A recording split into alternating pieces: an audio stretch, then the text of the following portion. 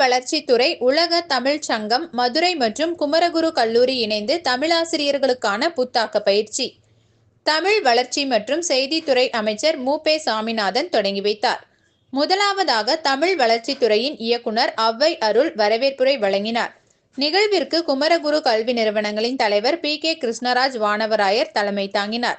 தமிழ் வளர்ச்சி மற்றும் செய்தித்துறை அமைச்சர் மு.பெ. சாமிநாதன் சிறப்பு விருந்தினராக கலந்து கொண்டார். நிகழ்வின் துவக்க விழாவில் குமரகுரு கல்வி நிறுவனங்களின் பிரசிடென்ட் சங்கர் வானவராயர், குமரகுரு பன்முக கலை அறிவியல் கல்லூரியின் முதல்வர் விஜிலா எட்வின் கென்னடி, கல்லூரியின் தமிழ் ஆலோசகர் மரபின் மைந்தன் முத்தையா மற்றும் நீலகிரி, கோவை, ஈரோடு, திருப்பூர் உள்ளிட்ட தமிழகத்தின் பல்வேறு பகுதிகளில் இருந்து வந்த தமிழ் ஆசிரியர்கள் பங்கேற்றனர். நல்லாவே தெரியும். அந்த வகையில் இன்று இங்கு வந்து நடத்துவது ஒரு பொருத்தம். என்ன, அவர் இருந்திருந்தாருன்னா ரொம்ப மகிழ்ந்து போயிருப்பார்.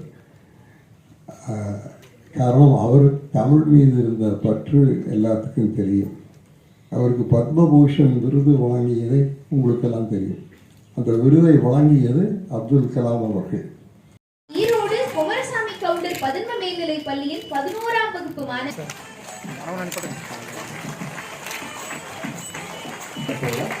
பண்புகளின் செயல்பட்டு தமிழோடு